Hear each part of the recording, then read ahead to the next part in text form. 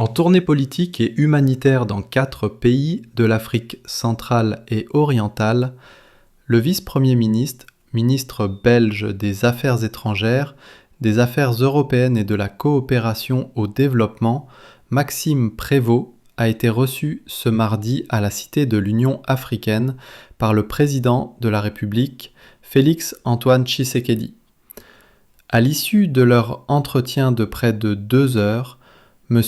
Prévost a réaffirmé l'engagement ferme de la Belgique et plus largement de l'Union européenne dans les efforts de paix menés par la République démocratique du Congo. Sur un ton grave, il a, en substance, déclaré que la Belgique veut remettre le conflit militaire de la RDC dans l'agenda européen. La Belgique reste extrêmement préoccupée par les atrocités qui se déroulent dans l'est du Congo. Nous avons salué comme il se doit les efforts réalisés par Washington et Doha pour pouvoir esquisser les pourtours d'une paix potentielle dont la population a urgemment besoin, a déclaré le VPM belge. Selon lui, malgré les efforts diplomatiques en cours, il subsiste encore un grand décalage entre les intentions couchées sur papier et la réalité du terrain. Le mois qui s'est écoulé depuis la signature est probablement l'un des mois le plus meurtrier, a regretté M. Prévost. Il y a toujours trop de violence, trop de viols, trop de tueries. Il y a des problèmes humanitaires qui restent criants. Il y a motif à avoir toujours d'énormes préoccupations par rapport à la situation dans l'est du Congo, où on voit du reste le M23 s'installer, organiser sa propre administration, son propre appareil de justice, remplacer les chefs coutumiers, se comporter finalement comme si le territoire était devenu leur État. Ce n'est pas acceptable, a-t-il souligné. Le chef de la diplomatie belge a insisté sur la nécessité pour la communauté internationale de rester mobilisée sur la situation dans l'est de la RDC.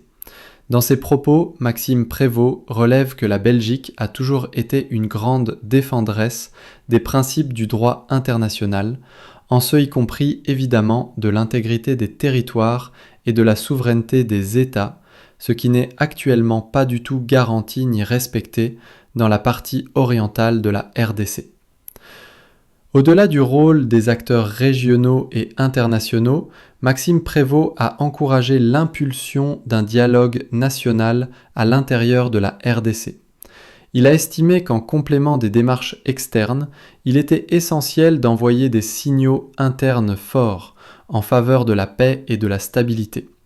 Le patron de la diplomatie belge a souhaité pouvoir remettre la question de la situation humanitaire dramatique dans l'est du Congo à nouveau dans l'agenda des futurs Conseils européens des affaires étrangères, pour que ce ne soit pas finalement une situation passée sous silence, au motif que l'initiative a été prise par les États-Unis et le Qatar, au sujet justement des processus de Washington et de Doha. M. Prévost a fait savoir qu'il s'agit des initiatives louables, des initiatives que nous soutenons, parce que nous voulons croire à la bonne foi de l'ensemble des partis, qu'il s'agisse de la RDC et du Rwanda, pour œuvrer à une paix qui est indispensable à obtenir de manière rapide et durable dans l'est du Congo, et les Européens doivent rester vigilants sur cette situation.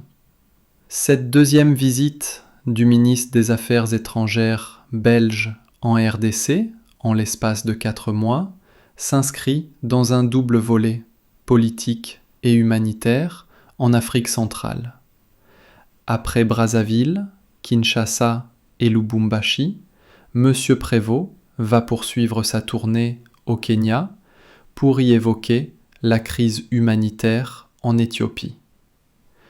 Le ministre belge était accompagné de l'ambassadrice du Royaume de Belgique en RDC, de l'envoyé spécial belge pour les Grands Lacs, Mark Pechstein, et de son conseiller pour l'Afrique, Thomas Stevens.